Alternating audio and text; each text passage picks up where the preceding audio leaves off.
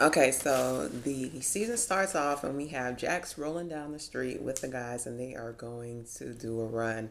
And basically, Jax has on glasses this year, so well, at least when he's riding the bike. So that's a change. And I don't know if I can do too many more changes with Jax because he's already had the short hair last season that he came back with after he had chopped off all his hair.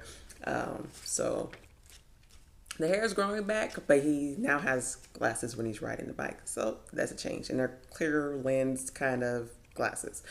Um, but anyways, it has only been about a week or so since we last seen them now. Although it's been months and months and months since we seen the show, this episode is basically picking up a week later.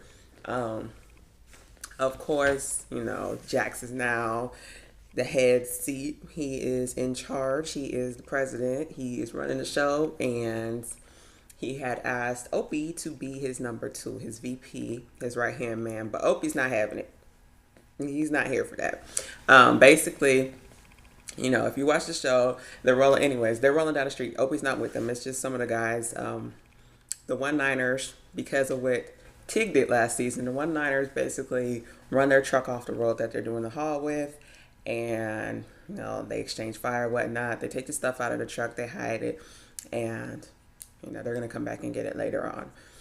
But in the meantime, in between time, we flash in pretty much on everybody. Clay's looking old. He has an air tank, which I think is kind of like his oxygen tank. It looks a little, I don't know, it's almost poetic because you killed off Piney, and now you're the one rolling around with oxygen, in which Piney had.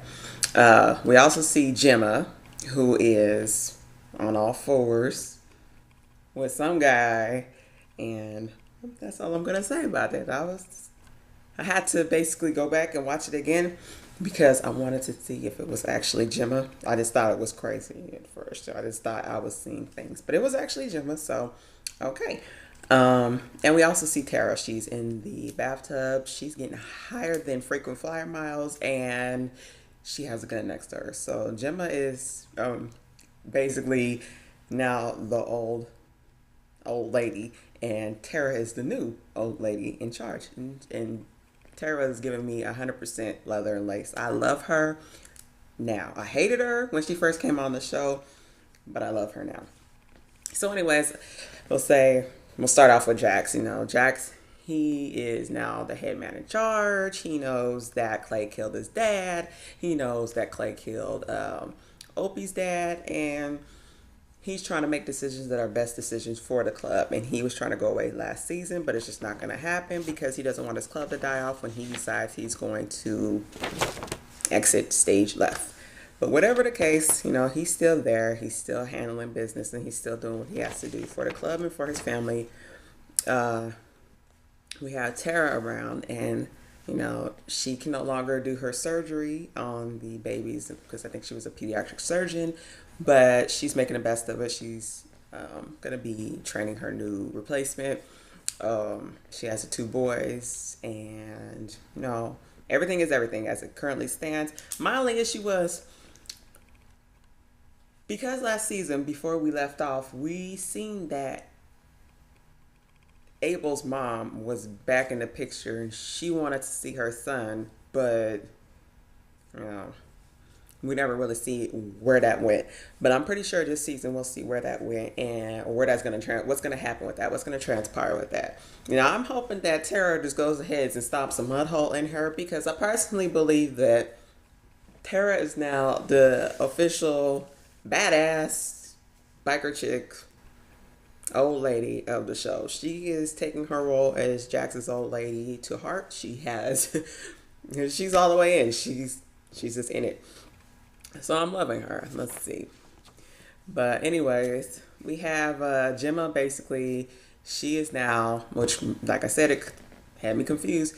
She's messing around with I forgot his name. It's the Mexican guy who owns basically upscale escort whorehouse type of deal.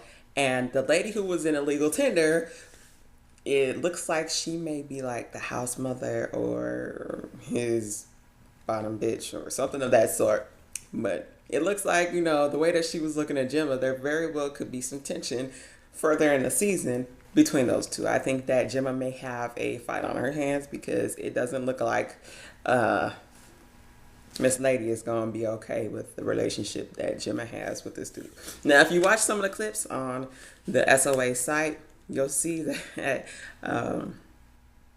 it looks like the little Mexican dude, is a little bit off. In one of the episodes, it looks like he's in an old school, maybe an Impala or something like that. And he's like laughing really crazy and his hair looks really messed up. But whatever the case. Okay, let's keep going. Ope is over it.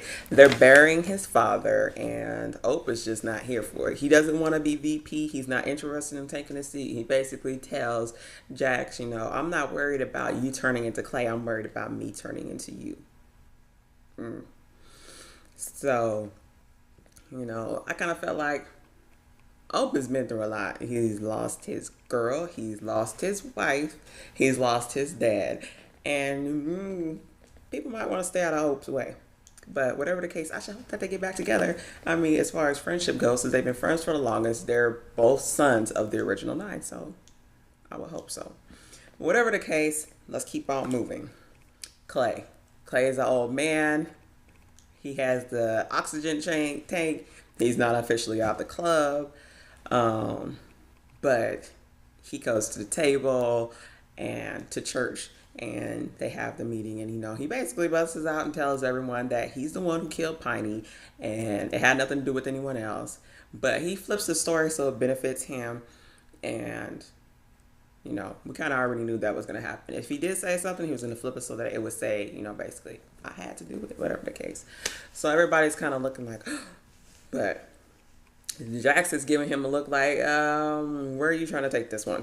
So whatever the case, but before that, he is moving all his stuff out of Gemma's house, and he's in there with her. He wants 2 minutes of her time, and basically they talk, but then he goes to touch her, and she pushes him off of her, and she basically lets him have the what for, don't you ever put your hands on me again.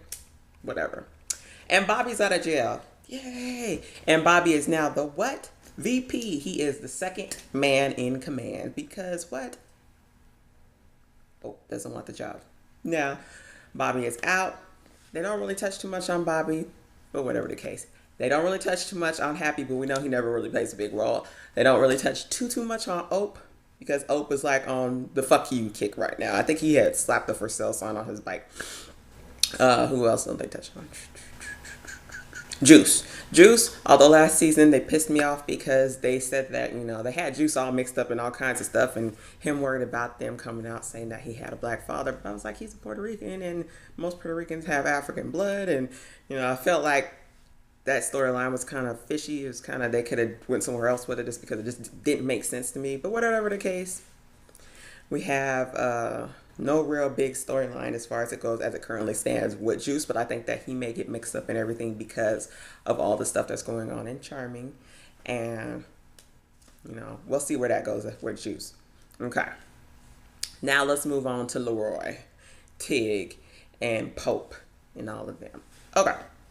So, Leroy has been mixed up in this whole situation with the One-Niners and Sam Crow because he basically was the reason why Pope's daughter, which is basically the head man in charge in the Oakland Bay area, he got his daughter killed. Basically, living the life he was living cost her life because she gets killed by Tig, because Tig's on a good one.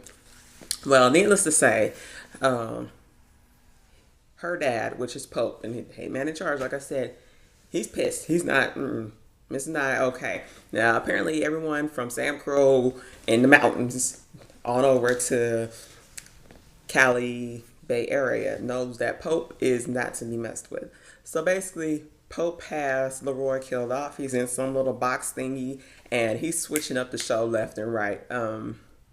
He's basically killed off command of his little crew, of Leroy's crew, the One-Niners, and he don't give a damn because he's lost his daughter. Now, it's one thing to have drugs and money and, guns messed up. But when you take someone's family member, especially their daughter, more likely than not, you're going to have a problem on your hands. So Pope, he's not really interested in money. He doesn't seem to give a damn about drugs or guns. He's actually out there looking for some biblical type shit.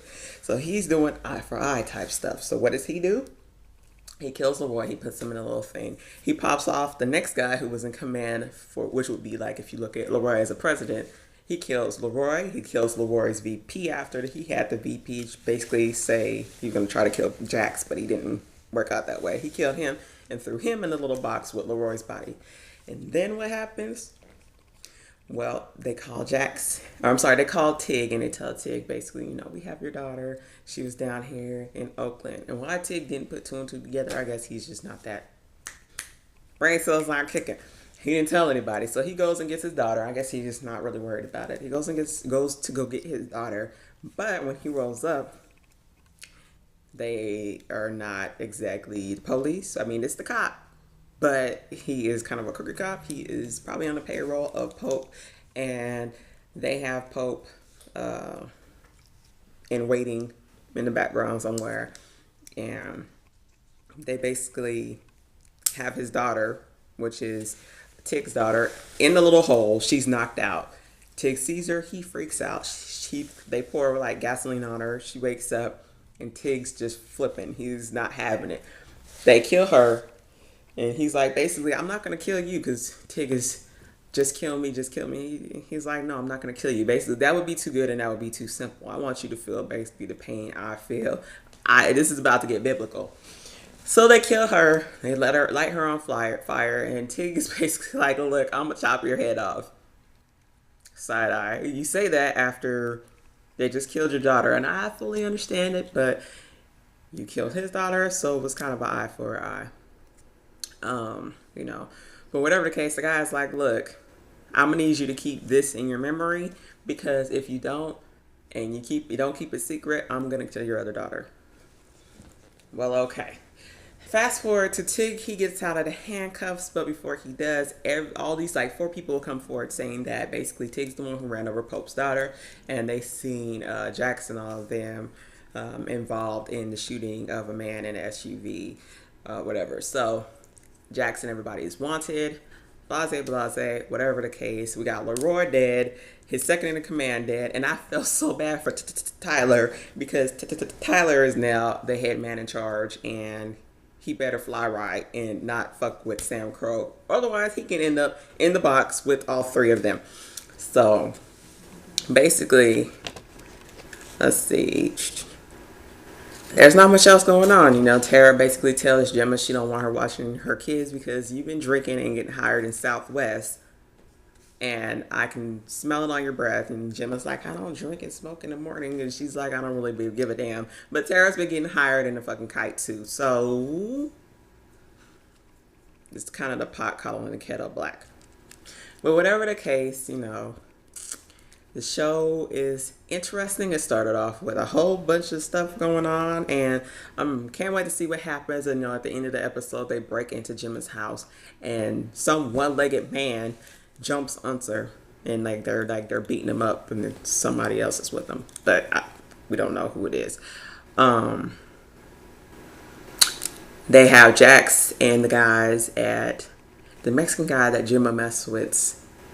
His little escort agency place for hiding out. I'm like, you guys don't know him. You guys don't know him from a can of paint in the wall. Maybe they should invest in a hideout that no one knows about except for maybe a few of them. So that's why they have a place that's somewhere that's not attached to anything that no one knows about that they can go to when they need to get away from people and the heat is on them. Because going to this guy's house, or his place, I don't know. They don't know him. They don't know how he's involved. He could be part of the cartel. They don't have a clue. So that is it, everyone's. That is it until next Tuesday.